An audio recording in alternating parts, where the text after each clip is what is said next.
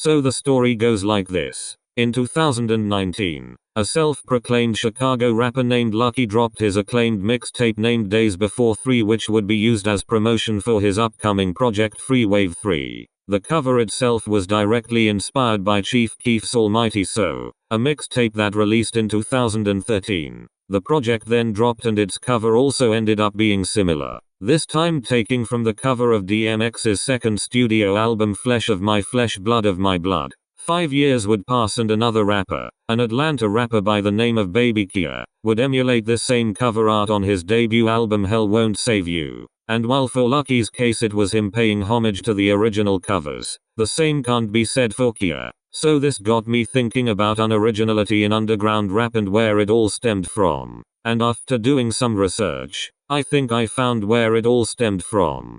The year is 2021. Ken Carson, who just got signed to the Opium imprint, released his first project under the label. This was his debut studio album named Project X, and by looking at the cover, you can very clearly tell what aesthetic he was going for. This cover is a direct copy of the poster for the movie of the same name. In this movie, 3 high school seniors would participate in a party that involved heavy drug use. But as they abuse more drugs, they lose who they truly are deep inside. Since most of Ken Carson's lyrics are about doing drugs, this was a fitting enough movie to copy the poster art for. But it wouldn't end there.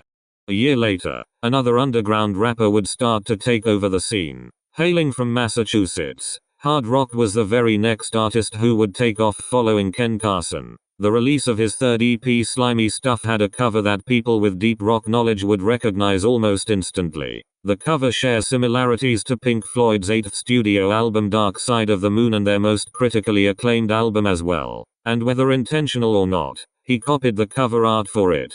2023 would be the year where unoriginality was starting to become the norm in underground rap. An Ohio rapper by the name of Osama Sun came into the game drawing comparisons to Ken Carson, the rapper who started the wave of unoriginality. And as it was now passed down to Osama, he felt like he needed to carry that on now. The release of his debut album drew comparisons to Playboi Carti through the cover art. His second studio album drew comparisons to Future through its cover art. The deluxe stole from Iron Maiden's Power Slave, which due to him losing the lawsuit, he now has to use the standard edition cover art as a placeholder. And now leading up to his third studio album named Jump Out, he didn't stop there. The cover drew direct comparisons to the cover art for Sabbath Bloody Sabbath. And it was here where unoriginality was at an all-time high.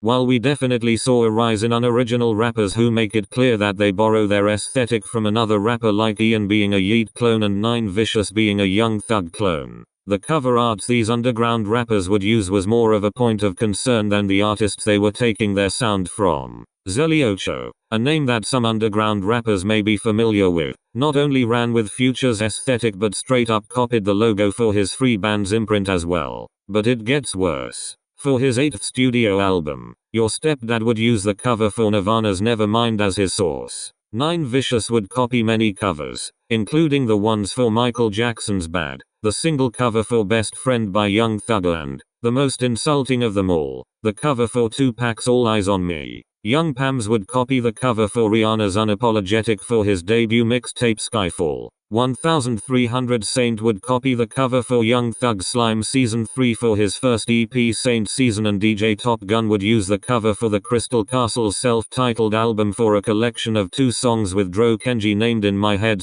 / Damn.